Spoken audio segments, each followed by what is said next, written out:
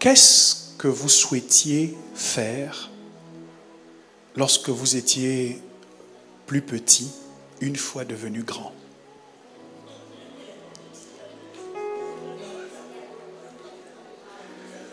Tous les enfants passent par cette question.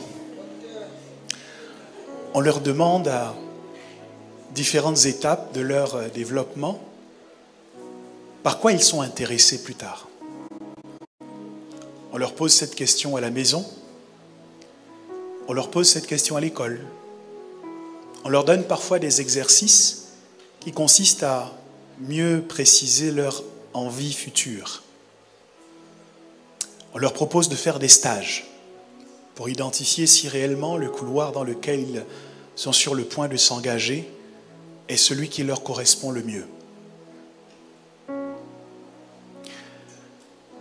Quel que soit le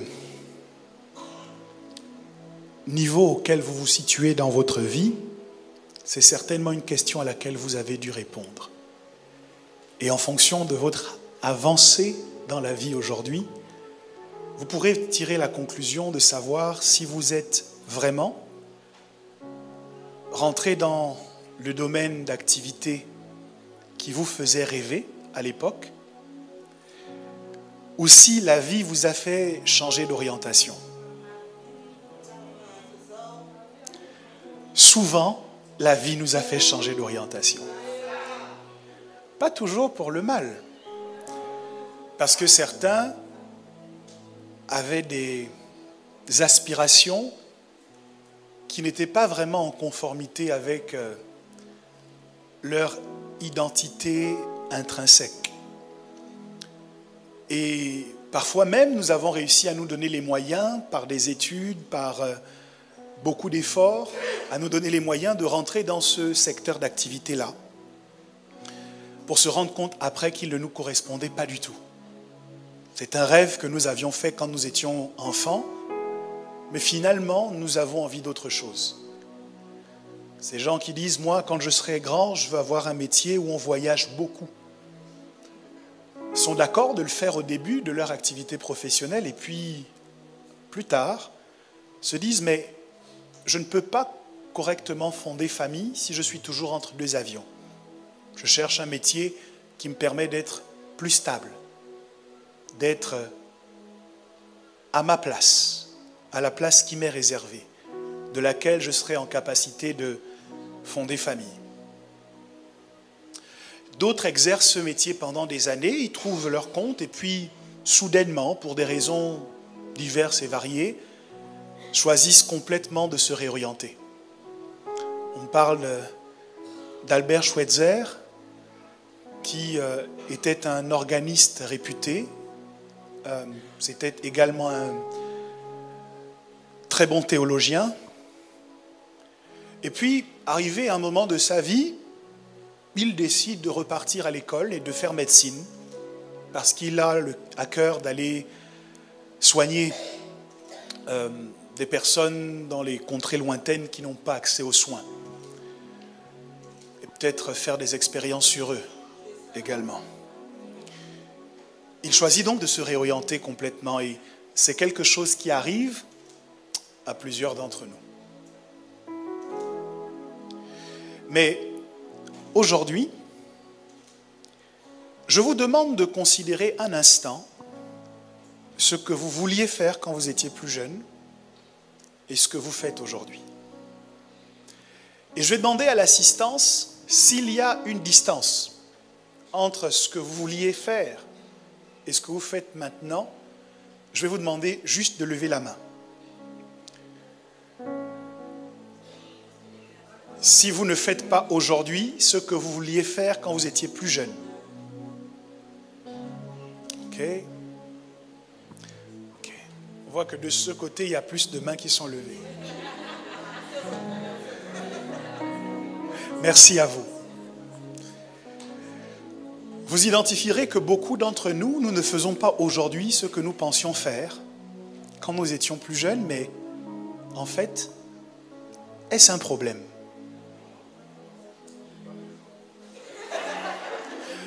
Pas tellement parce que nous avons un métier, souvent un métier que nous aimons, ou que nous n'aimons pas, mais nous trouvons le moyen de nous résigner. Et puis, ce serait trop compliqué aujourd'hui de repartir à l'école, de refaire une formation.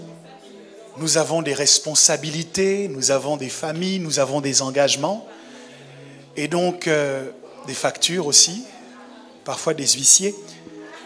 Et donc, nous faisons le choix d'accepter le métier que nous exerçons aujourd'hui, plutôt que de penser en permanence à en changer. Nous nous disons, c'est le couloir dans lequel je suis, je veux m'y donner à fond et produire les meilleurs résultats possibles. Et en fait, quand je vous regarde ce matin, je trouve que ça vous va bien. Je souhaite que Dieu vous donne de connaître un succès phénoménal dans le couloir dans lequel vous vous trouvez.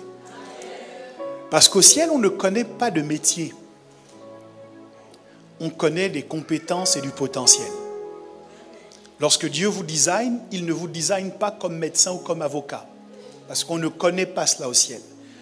Mais il va insérer en vous les compétences qui sont requises, par exemple, pour travailler dans la bijouterie, ou qui sont requises pour travailler dans le management. Il va mettre ces compétences en vous, et c'est une fois arrivé sur la terre que vous définissez le couloir dans lequel vous allez vous engager, en fonction aussi des opportunités que la vie vous offre. Parfois, c'est juste le financement des études qui fait qu'on est obligé de s'orienter ailleurs. D'autres fois, c'est un métier ou un job étudiant dans lequel on a commencé, et puis finalement on se dit, mais c'est bien ici, je gagne de l'argent, je peux y rester, je peux y faire ma place. Bref, ça n'a pas tellement d'incidence sur notre quotidien ou même sur notre destin, pas tellement d'incidence sur notre relation avec les autres et sur notre relation avec Dieu. En revanche, il y a une question qu'on ne pose pas beaucoup aux enfants, qui, de mon point de vue, est plus importante que le métier qu'ils voudront exercer. C'est peut-être une question que vous vous êtes posée plus jeune. C'est peut-être une aspiration que vous avez eue, un rêve que vous avez fait. Cette question, ce n'est pas de savoir quel métier vous alliez exercer une fois arrivé à l'âge adulte. Mais quel type de personne vous deviendrez une fois adulte? Quel type d'homme avez-vous rêvé de devenir? Quel type de femme vouliez-vous être à l'avenir? Cette question inclut l'image que vous renverriez à votre entourage. J'aimerais être perçu comme cela. Mais au-delà de cette image, la question inclut également le caractère, le comportement, les valeurs que vous incarneriez une fois arrivé à l'âge adulte. Je ne sais pas si c'est une question que vous vous êtes posée. Je ne sais pas si vous y avez pensé, mais je doute qu'un enfant, en se projetant à l'âge adulte, puisse se dire, quand je serai grand, je rêve d'être méchant.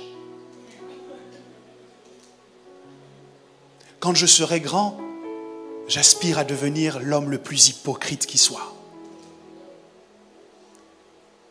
Quand je serai grand, j'espère que je manipulerai à la perfection. Quand je serai grand, j'espère que je serai la personne la plus efficace pour répandre des faux témoignages sur les autres. Je doute qu'un seul enfant ait fait ce rêve dans son enfance. Et pourtant, de la même manière que la vie nous fait dévier au sujet du métier que nous devions exercer, elle insère également en nous un virus, un programme que nous n'avions jamais pensé exécuter quand nous démarrions notre vie. Et si le fait d'exercer un métier aujourd'hui différent de celui auquel on aspirait plus jeune n'a que peu d'incidence, le fait d'être une autre personne que celle qu'on était censé être a une conséquence terrible. Le titre de mon partage ce matin, c'est « Tu vaux mieux que ça ».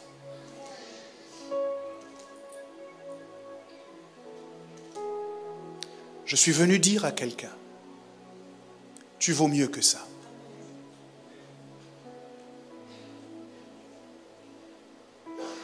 Tu vaux mieux que ça.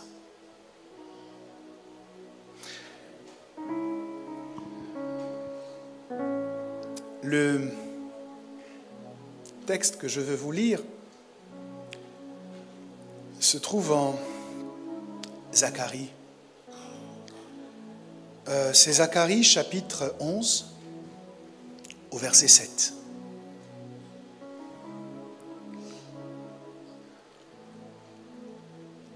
C'est un texte prophétique, donc j'aurai nécessité de vous l'expliquer un peu. Je vais lire entre le verset 7 et le verset 14. « Et je me mis à paître le troupeau de la tuerie. » Je lis dans la version Darby. « Voire même les plus pauvres du troupeau. Et je pris 2 bâtons. Je nommai l'un beauté, je nommai l'autre lien. Et je me mis à paître le troupeau. Et je détruisis 3 des bergers en 1 mois. Et mon âme fut ennuyée d'eux, et leur âme aussi se dégoûta de moi. Et je dis, je ne vous paîtrai pas. Que ceux qui meurent, meurent. Que ceux qui périssent, périssent. Et quant à ceux qui restent, qu'ils se dévorent l'un l'autre. Et je pris mon bâton beauté et je le brisai pour rompre mon alliance que j'avais faite avec tous les peuples. Et elle fut rompue en ce jour-là.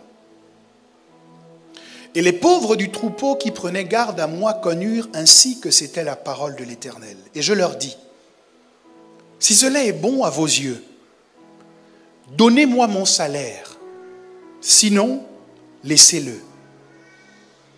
Et ils pesèrent mon salaire, 30 pièces d'argent. Et l'Éternel me dit, jette-le au potier, ce prix magnifique auquel j'ai été estimé par eux. Et je pris les 30 pièces d'argent et je les jetai au potier dans la maison de l'Éternel. Et je brisai mon second bâton, lien, pour rompre la fraternité entre Juda et Israël. Permettez-moi de faire cette lecture de nouveau, mais cette fois-ci dans la version Louis II. Alors je me mis à paître les brebis destinées à la boucherie, assurément les plus misérables du troupeau. Je pris 2 houlettes. J'appelais l'une grâce et j'appelais l'autre union. Et je fis paître les brebis. J'exterminai les 3 pasteurs en 1 mois. Mon âme était impatiente à leur sujet et leur âme avait aussi pour moi du dégoût. Et je dis, je ne vous paîtrai plus. Que celle qui va mourir meure, que celle qui va périr périsse, et que celles qui restent se dévorent les unes les autres. Je pris ma houlette, grâce, et je la brisai, pour rompre mon alliance que j'avais traitée avec tous les peuples. Elle fut rompue ce jour-là et les malheureuses brebis qui prirent garde à moi reconnurent ainsi que c'était la parole de l'Éternel. Et je leur dis, si vous le trouvez bon, donnez-moi mon salaire. Sinon, ne le donnez pas. Et ils pesèrent pour mon salaire 30 cycles d'argent. L'Éternel me dit, jette-le au potier, ce prix magnifique auquel ils m'ont estimé. Je pris les 30 cycles d'argent et je les jetai dans la maison de l'Éternel pour le potier. Puis, je brisai ma seconde houlette union pour rompre la fraternité entre Juda et Israël. Ce texte prophétique qu'on trouve en Zacharie met en scène une figure qui se révélera plus tard être celle du Messie. Vous vous rappelez que lorsque Judas a souhaité justement trahir Jésus, il a demandé aux pharisiens, au Sanhédrin, « Quel salaire me donnerez-vous pour que je puisse vous livrer Jésus ?» Les pharisiens ont compté 30 pièces d'argent. Le Sanhédrin lui a donné 30 pièces d'argent et lorsque Judas a posé ce méfait, qu'il s'est senti mal dans son cœur, il est venu pour rendre l'argent. En le recevant, les membres du Sanhédrin ont dit, on ne peut plus le remettre dans l'or du temple, parce que c'est le prix du sang. Et la Bible dit qu'ils ont acheté le champ du potier. C'est ainsi que cette parole, qui avait été écrite des siècles avant, a précisé même la rançon ou le salaire que recevrait celui qui livrerait Jésus. 30 pièces d'argent. Mais ce qui m'intéresse dans cette histoire, c'est que Jésus demande aux brebis de lui donner un salaire. Parce qu'il dit qu'à un moment donné, lui-même se lasse d'elles et elles sont dégoûtées de lui. Et il dit, bon, je ne m'occuperai plus de vous à partir d'aujourd'hui. Faites ce que vous voulez. Vivez comme vous voulez. Et pour que la rupture de contrat soit pleinement entérinée, payez-moi mon salaire. La Bible dit qu'ils ont compté 30 pièces d'argent. Et quand ils veulent les lui donner, l'Éternel parle et dit, en quelque sorte, ne reçois pas cet argent. Cet argent ne vaut pas qui tu es. Tu vaux mieux que cette somme. Prends-la et va la donner au potier. Ce prix magnifique auquel ils ont voulu t'estimer. Jésus, dans cette image, va donc prendre l'argent et le réorienter vers le potier. Nous avons l'habitude d'associer un travail à un salaire. Le contrat que vous avez signé lorsque vous êtes entré dans une entreprise impose à votre employeur de vous verser à la fin du mois une somme convenue entre vous deux. La détermination de ce salaire fait l'objet d'une négociation. Dans le cadre d'un entretien, il vous est demandé quelles sont vos prétentions salariales. Et c'est dans le cadre de la fourchette que vous donnez que l'employeur va se situer pour indiquer s'il vous donne ce que vous lui avez demandé ou pas. Et puisqu'il s'agit d'une négociation convenue, s'il est en accord de vous donner ce que vous lui avez demandé, vous vous sentez correctement rémunéré. On identifie donc l'exercice d'une activité professionnelle à un salaire qu'on perçoit en contrepartie de notre travail. Mais le travail n'est pas la seule chose qu'on salarie.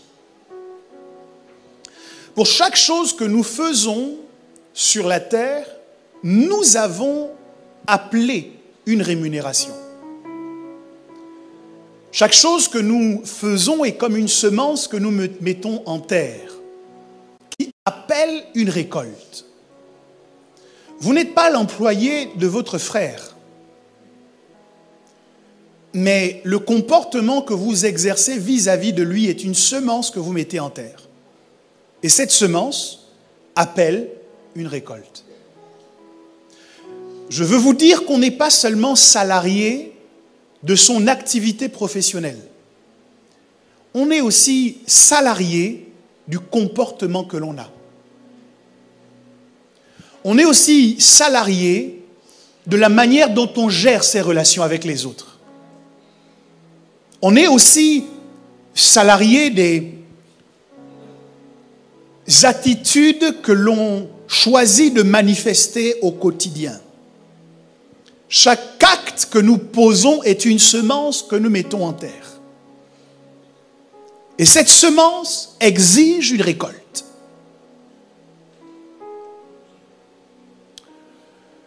La Bible ne dit-elle pas que le salaire du péché, c'est la mort? Le péché n'est pas un métier, mais il produit un salaire. Chaque chose que nous faisons, chaque chose que nous disons, chaque acte que nous posons appelle un salaire. Le salaire est la représentation du temps que nous avons investi pour quelqu'un ou dans quelque chose. C'est pourquoi nos offrandes ont de la valeur, parce qu'elles représentent notre vie. Ce ne sont pas simplement des euros que nous déposons dans le panier, mais c'est la scolarité de nos enfants. C'est l'investissement pour acquérir notre résidence principale ou secondaire. Ce sont nos économies, notre épargne. Ce sont ces choses-là que nous sacrifions. C'est le restaurant qu'on n'aura pas parce qu'on a décidé de donner à Dieu. C'est le week-end qu'on ne fera pas parce qu'on a choisi de donner à Dieu. C'est en cela que notre offrande est toujours un sacrifice. Nous sacrifions quelque chose et nous le déposons sur l'autel. Et en cela, Dieu voit combien nous l'aimons. Il voit que nous l'aimons plus que nous n'aimons notre confort, que nous l'aimons plus que nous n'aimons nos vacances, que nous l'aimons plus que nous n'aimons les activités nombreuses que nous pourrions faire pour nous détendre, les activités de loisirs que nous sacrifions pour lui donner.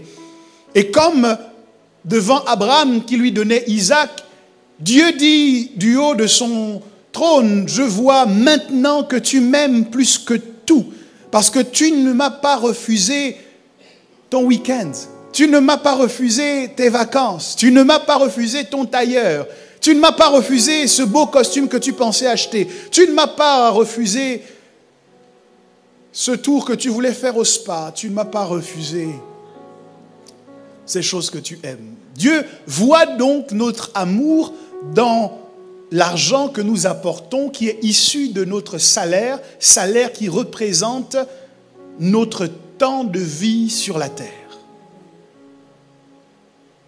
Et puisque notre salaire représente notre temps de vie sur la terre, vous conviendrez avec moi que nous ne passons pas toute notre vie à travailler. Quelqu'un a dit le temps c'est de l'argent et il a raison.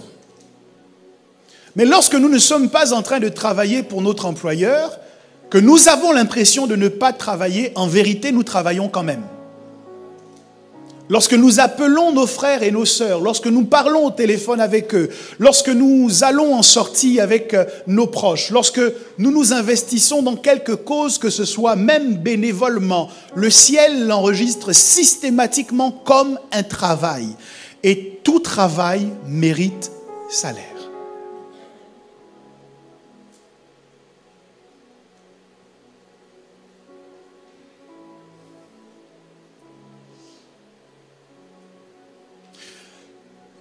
La difficulté avec le salaire, notamment vis-à-vis de l'employeur, c'est que cela peut être le fruit d'une négociation avec lui.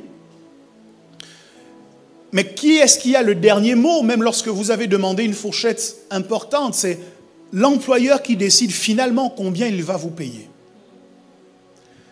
Et dans notre quotidien, ce n'est pas nous qui fixons le salaire que nous recevons des gens. Comme un employeur détermine quel salaire convient à inscrire sur notre fiche de paye, lorsque nous sommes en dehors de notre activité séculière et que nous nous investissons dans la vie d'un frère, d'une sœur, ce frère ou cette sœur se mue dans le rôle d'un employeur. Et c'est lui qui détermine finalement quelle sera notre rémunération pour notre investissement dans sa vie. C'est pour cette raison qu'il y a souvent des déceptions dans nos rapports avec les gens. Parce que vous avez conscience des efforts que vous avez fournis pour être présent lorsque cette personne était dans le besoin. Et quand, à la suite de votre investissement, vous récoltez ces plaintes, votre cœur se brise et vous sentez qu'il y a une forme d'injustice. Lorsqu'à la fin de votre investissement, vous l'entendez, non pas vous dire à vous, mais dire à tout le monde autour de vous, que quand j'étais dans le besoin, cette personne m'a laissé tomber. Alors que vous savez que vous avez mis vos enfants à la garderie un peu plus longtemps pour être à ses côtés. Alors que vous savez que vous avez pris dans un compte où il n'y avait déjà pas assez d'argent pour lui venir en aide. Ça brise votre cœur. Parce que la rémunération n'est pas au niveau de l'investissement.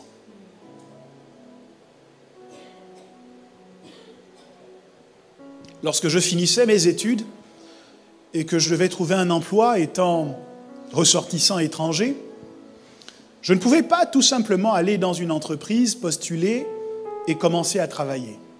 Il y a en France un organisme qu'on appelle l'Office de l'immigration et de l'intégration. Enfin, c'est quelque chose, c'est OFI.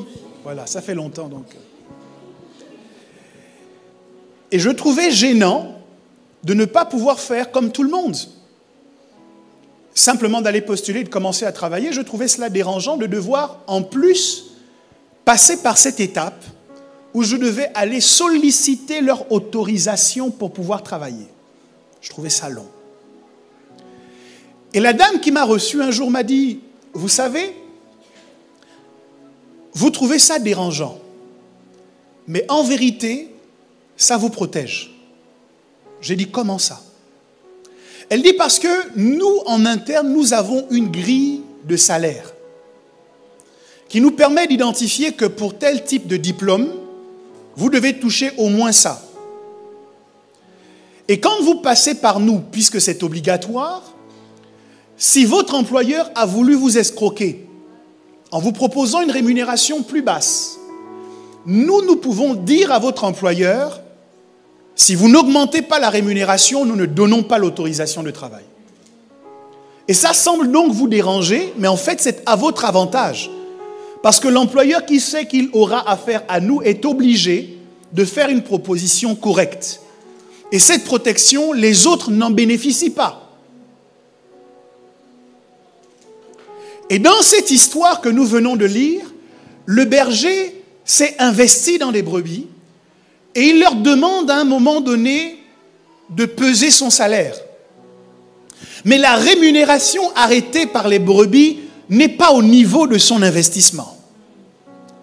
Et lui seul est peut-être tenté d'accepter cette rémunération en disant « c'est tout ce qu'on me donne, donc je le prends quand même ». Mais l'Éternel intervient un peu comme l'Ophi. Et l'Éternel prend sa défense en lui disant « non, n'accepte pas ce salaire-là, parce que ça ne vaut pas ce que tu as fait pour eux ». Et je viens dire à quelqu'un aujourd'hui, parce que vous valez mieux que ce que les gens veulent vous donner. Parce que vous valez plus que l'estimation que les gens font de votre vie et de vos sacrifices. Dieu me charge de vous dire, refusez ce salaire inique. Refusez le salaire de l'injustice lorsque vous avez semé la justice. Je croyais que je parlais à quelqu'un. Si vous savez que vous avez semé l'honneur, refusez le salaire du déshonneur. Dites avec moi, je refuse. La Bible dit que lorsque nous semons, nous récoltons. Et les principes sont simples. C'est ce que tu sèmes que tu récoltes. Il est totalement illégitime dans les lois de la nature de semer des pommes et de récolter des pêches. Si tu as semé le bien, tu dois récolter le bien. Mais il y a un moment de négociation où les gens qui ont reçu de toi le bien pensent qu'ils peuvent t'arnaquer, pensent qu'ils peuvent t'escroquer.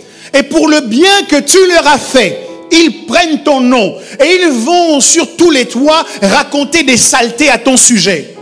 Je viens te dire que tu n'es pas seul.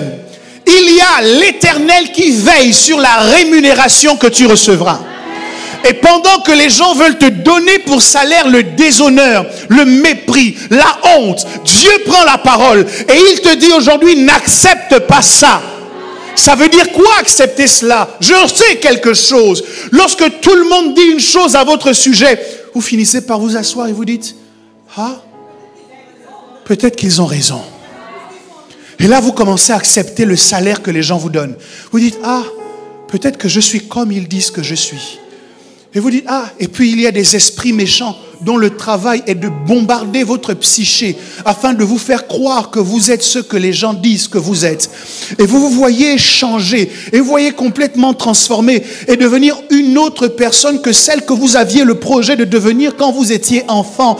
Parce que lorsque vous étiez enfant, vous aviez un avantage. C'est que vous veniez à peine de quitter le ciel. Dans votre enfance, vous vous souveniez encore des valeurs du ciel. C'est pourquoi vos rêves étaient toujours en adéquation avec le royaume. Vous rêviez d'être quelqu'un de bien. Vous rêviez d'être quelqu'un qui serait une solution pour sa génération. Vous rêviez d'incarner de bonnes valeurs parce que vous aviez encore le souvenir de ce que vous étiez en Dieu. Mais le salaire que les gens vous ont donné a finalement réussi à vous convaincre que c'était cela que vous étiez.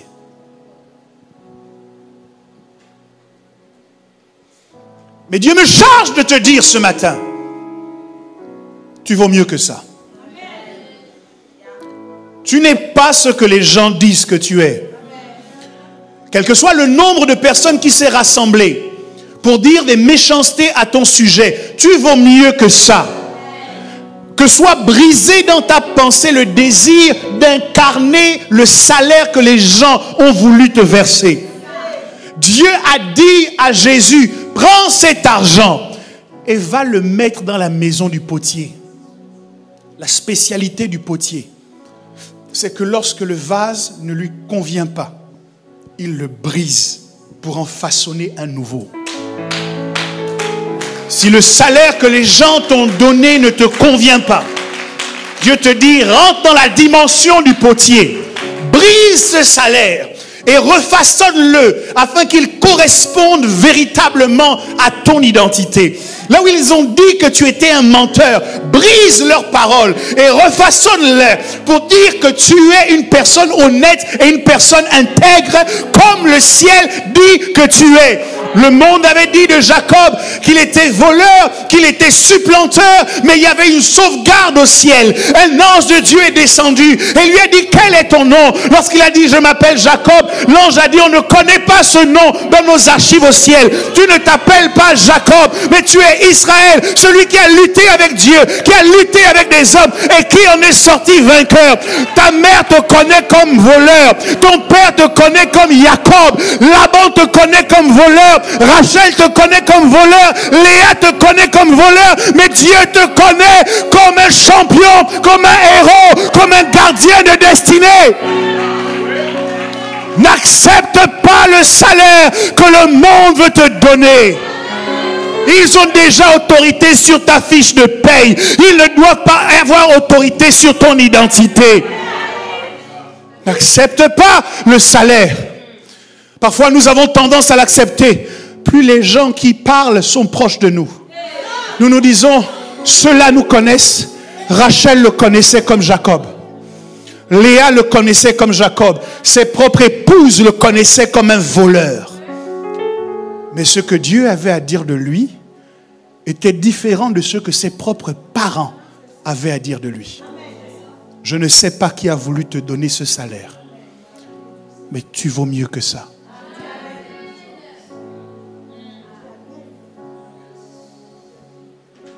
Tu vaux mieux que ça.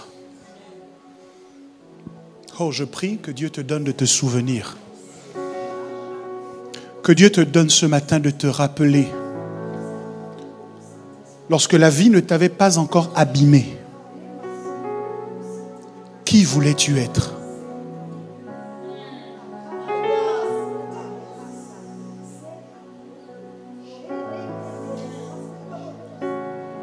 Non.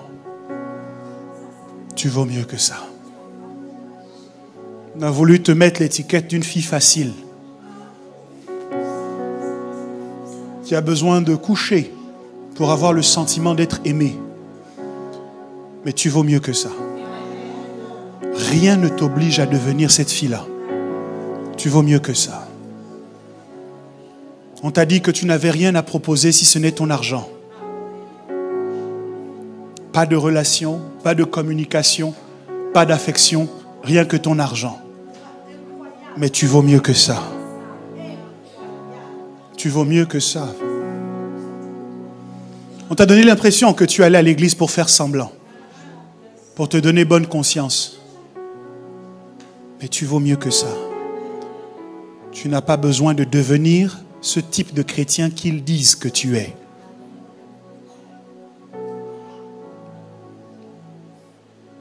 Refuse ce salaire.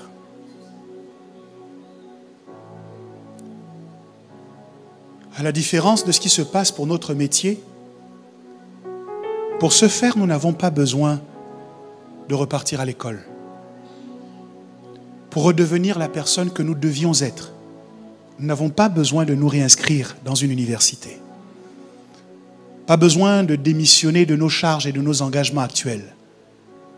Nous avons juste besoin de décider que la vie et ses difficultés n'auront pas raison de notre identité.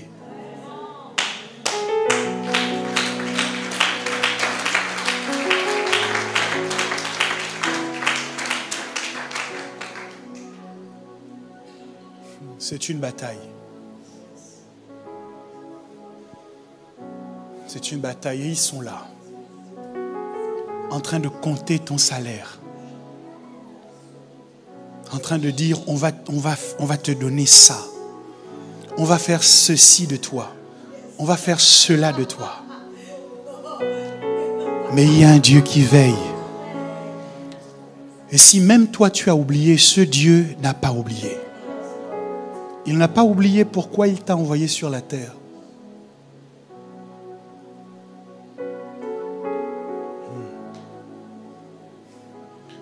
Souvent, la culture dans laquelle nous grandissons aussi veut nous donner un salaire.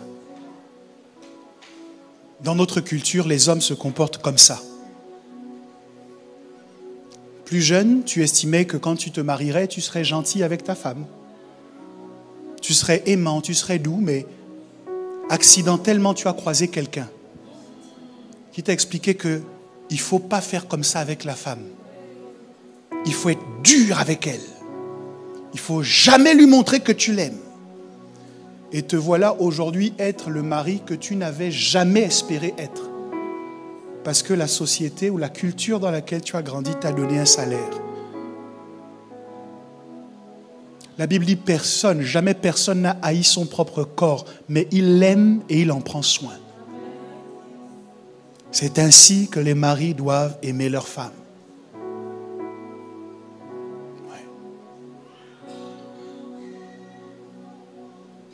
Il y a des cultures dans lesquelles on explique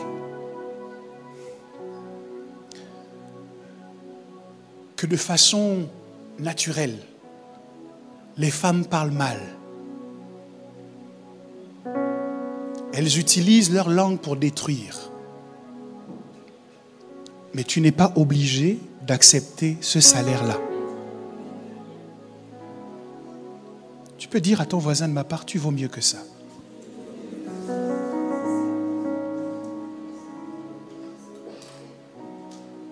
Tu peux même attraper sa main.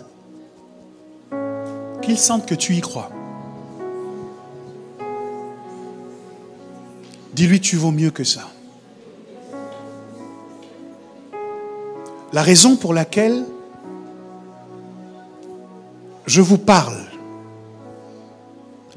la raison pour laquelle je suis dur avec certains d'entre vous, semaine après semaine,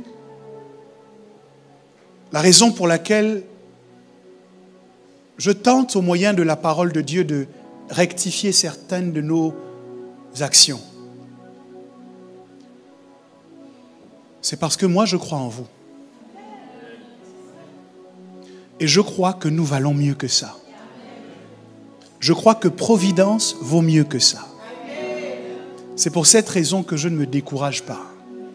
Et que je parle semaine après semaine de ce que la Bible enseigne. Avec l'espoir que peut-être un jour, le déclic se fera dans le cœur de quelqu'un qui se souviendra et qui se réveillera d'un mauvais rêve. Je crois que c'est les Ivoiriens qui disent « on ne dure pas dans mauvais rêve ». Je te propose de ne pas durer dans le mauvais rêve que tu es en train de faire. Dans ce mauvais rêve, tu es méchant. Dans ce mauvais rêve, tu es jaloux. Dans ce mauvais rêve, c'est toi qui jettes de l'huile sur le feu, sur toutes les querelles possibles et imaginables. Dans ce mauvais rêve, tu es rebelle. Dans ce mauvais rêve, tu ne respectes rien ni personne. Si les gens pouvaient te parler avec honnêteté, certains te diraient, tu es un cauchemar ambulant. Mais ce qui est bien avec un cauchemar, c'est que quand on se réveille, c'est terminé. Que Dieu nous donne de nous réveiller. Que Dieu nous donne de nous réveiller.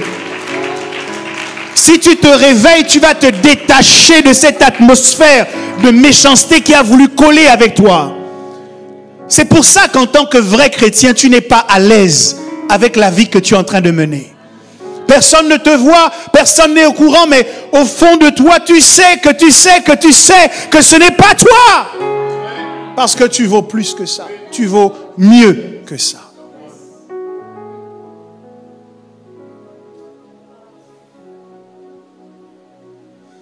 Alors,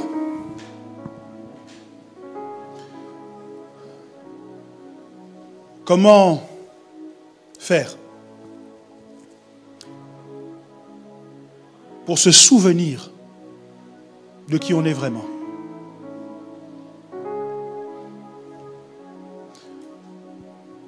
Il y a deux choses qui vont vous y aider. La première,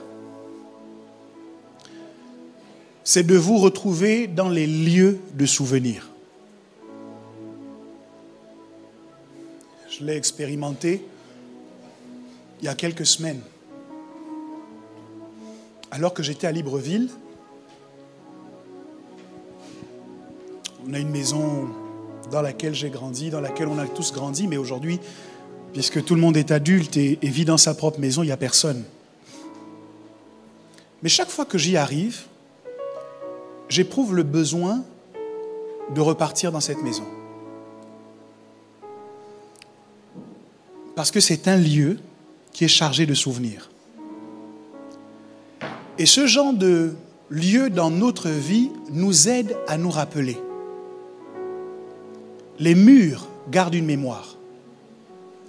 Et quand tout le monde essaye de vous descendre, les murs peuvent vous rappeler que vous n'êtes pas ce que les gens disent que vous êtes. Donc il y a des lieux privilégiés comme ça, dans lesquels vous avez vécu, dans lesquels vous avez connu une expérience spéciale. Et lorsque vous y allez, ces lieux vous rappellent.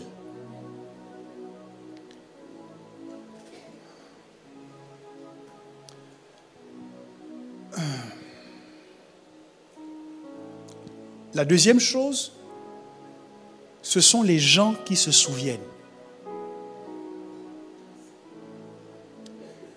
Parce que nous n'avons pas une mémoire d'éléphant.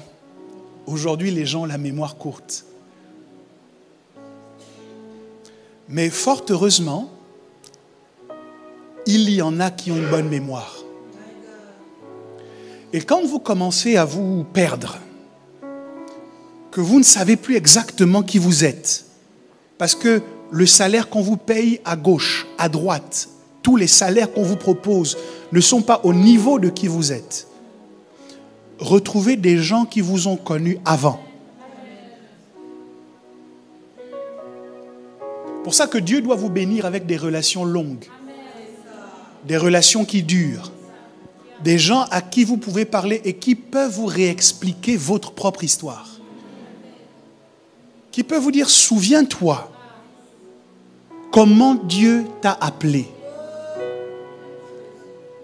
Paul dit à Timothée de se rappeler les prophéties dites à son sujet. Il y a des choses dont vous devez vous souvenir. Et Dieu les a sécurisées dans certaines personnes.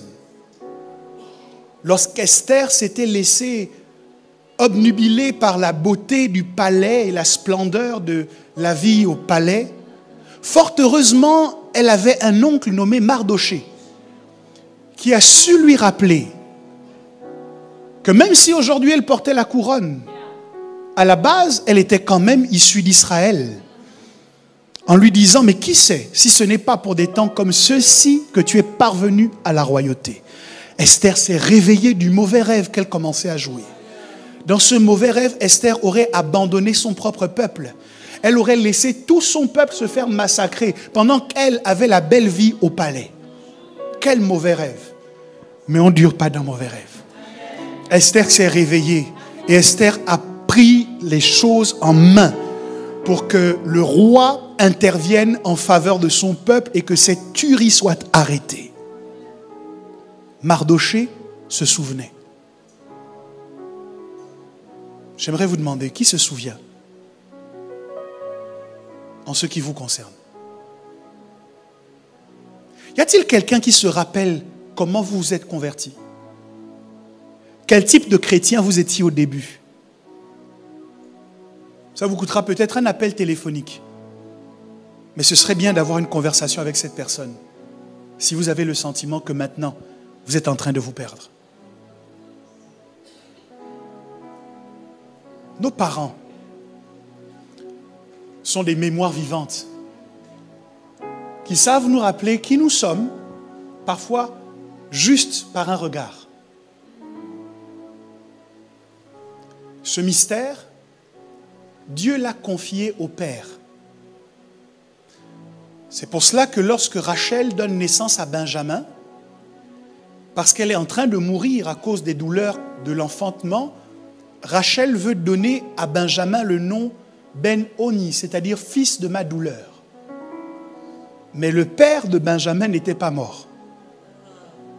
Jacob change les circonstances et dit non, on ne l'appellera pas fils de ma douleur, mais on l'appellera Ben-Yamin, c'est-à-dire fils de ma droite. Dieu donne au père une capacité surnaturelle de conserver en eux l'identité spirituelle que nous devons avoir. Et c'est sur la base de cette identité qu'il nous oriente. Vous savez, lorsqu'on dit, et c'est une expression un peu galvaudée, on dit qu'un père était un repère. En vérité, la Bible dit, ne déplace pas les bornes anciennes que les pères ont posées. Le travail des pères, c'est de poser des bornes. Les bornes te servent à te situer pour savoir où tu es, d'où tu viens et qui tu es. Et la Bible dit de ne pas déplacer ses bornes anciennes. Vous avez besoin du regard d'un père qui puisse vous dire, comme je le fais ce matin, vous valez mieux que ça. Ne vous laissez pas bouffer par la vie. Je sais, la vie est dure. Ne vous laissez pas changer par les injustices, parce que je sais, il y a des injustices. Mais si Dieu permet que vous passiez par là, la Bible dit, il a aussi pourvu aux moyens de vous en sortir. Vous êtes capable de traverser ces épreuves et de garder un bon cœur. Vous êtes capable de connaître des déboires, de connaître des revers et de rester bienveillant, aimant, protecteur. Vous êtes capable de chercher toujours à faire du bien autour de vous, même lorsqu'on vous a fait du mal.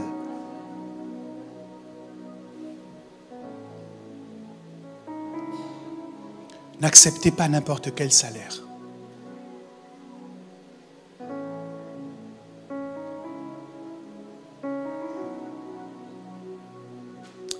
Je finis en disant, quand bien même ils auraient raison, quand bien même dans la réalité, vous leur avez donné raison, quand bien même dans la réalité, ils ont des faits dont ils peuvent témoigner à votre sujet, n'oubliez pas, vous ne vous résumez pas à ce que vous faites. Il est possible qu'un conducteur fasse un accident. Ça ne le rend pas pour autant inéligible à la conduite. Le fait d'avoir fait un accident une fois ne signifie pas que vous n'avez plus jamais le droit de conduire. Il est possible qu'un médecin chevronné perde un patient sur la table d'opération. Il ne déchire pas son diplôme de médecine pour autant. Dans la vie, on a droit à l'erreur. Mais notre erreur ne nous définit pas. Notre erreur ne nous détermine pas. Nous ne sommes pas la somme de nos erreurs. Avant même que vous ne commenciez à faire quoi que ce soit, vous existiez déjà. Avant que vous ne commenciez à travailler, vous existiez. Donc, votre existence n'est pas conditionnée par votre travail. Avant même que vous n'entriez en relation avec qui que ce soit, vous existiez déjà, oui ou non? Donc votre existence n'est pas limitée par les relations que vous avez. Votre identité n'est pas définie par vos amis ou par vos ennemis. Votre identité n'est pas définie par votre diplôme. Elle n'est pas définie non plus par le métier que vous exercez ou par l'argent que vous avez sur un compte bancaire. Avant d'avoir un compte en banque, vous existiez déjà. Arrêtez de marcher la tête basse parce que votre compte en banque ne va pas bien. Vous alliez bien avant de posséder un compte en banque.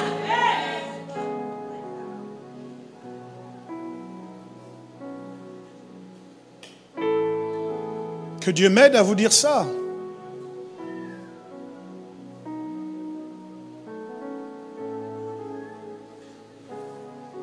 Quand bien même ils auraient raison. C'est la conclusion qu'ils veulent tirer de ces raisons qui est fausse. Parce qu'on t'a vu voler, on dit de toi que tu es un voleur. Quand on sait que tous sont péchés, sont privés de la gloire de Dieu, ce qu'il faut comprendre par là, c'est que la différence entre vous et eux, c'est que vous, on vous a vu.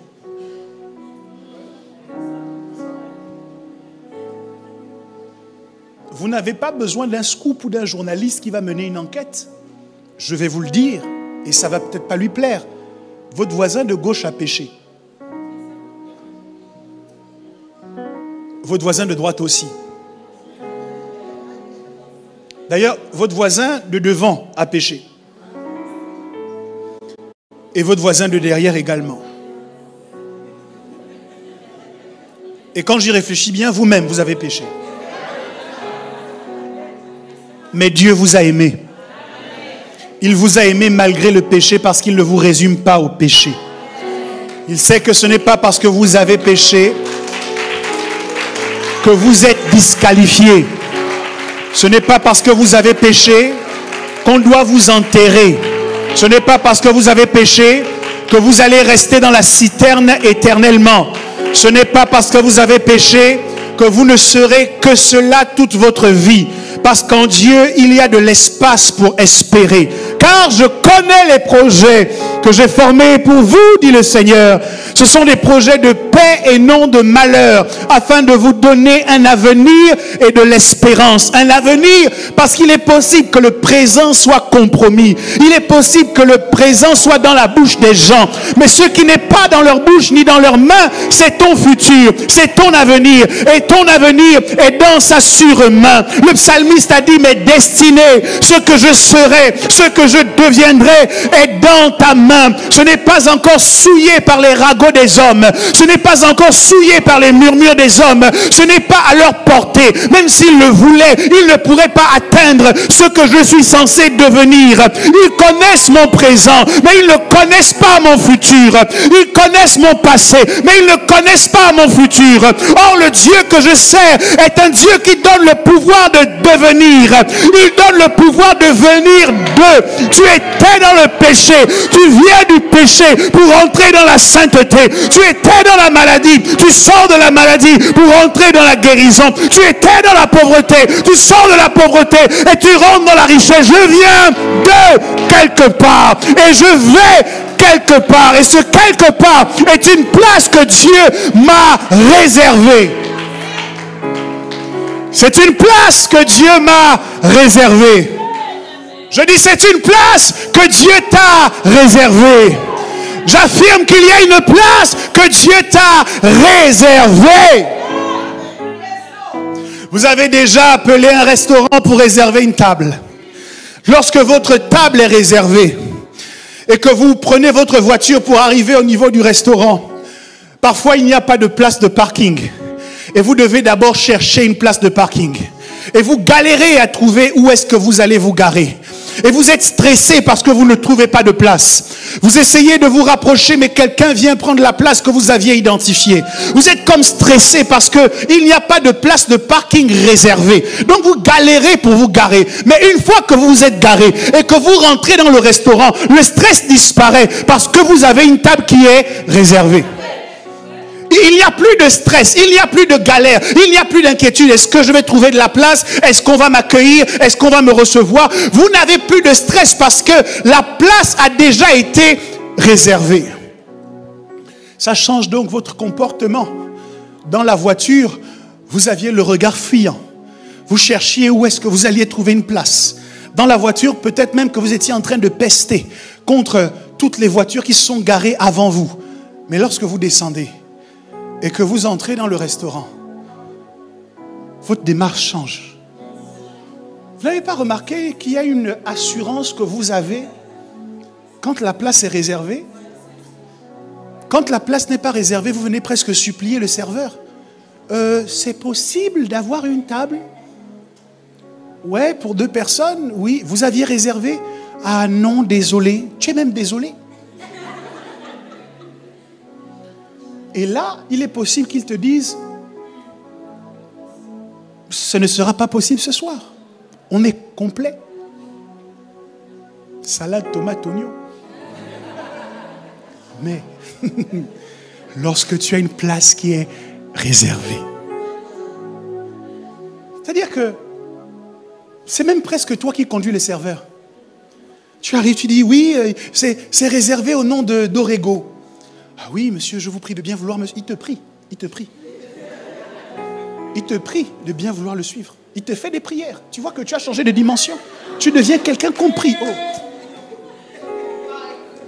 Et là, tu marches avec élégance, avec assurance. Les regards des gens ne t'affectent pas parce que tu as une place qui est réservée. C'est-à-dire, quand tu as une place réservée, ton comportement est préservé. C'est-à-dire, tu as ton assurance est préservée, ton élégance est... Tu ne transpires pas beaucoup quand ta place est réservée.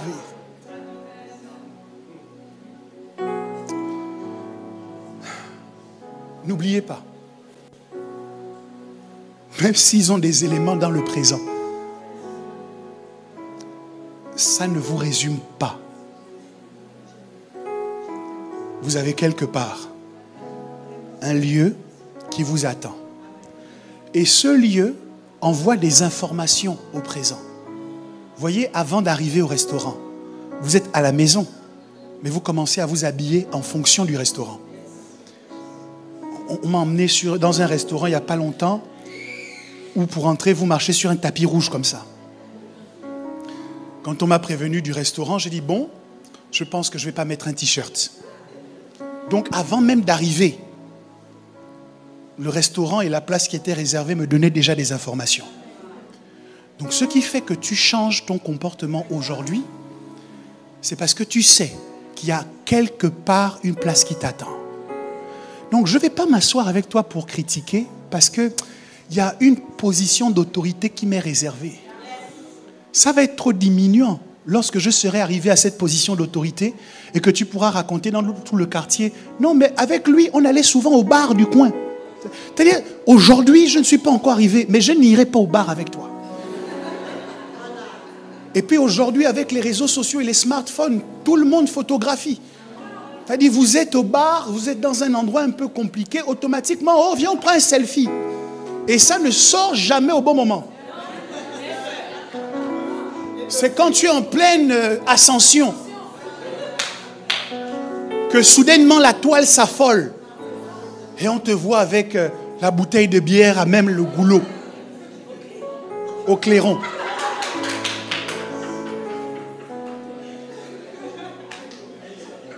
N'oublie pas, tu as une place qui t'est réservée. Commence à fonctionner aujourd'hui en adéquation avec la réservation.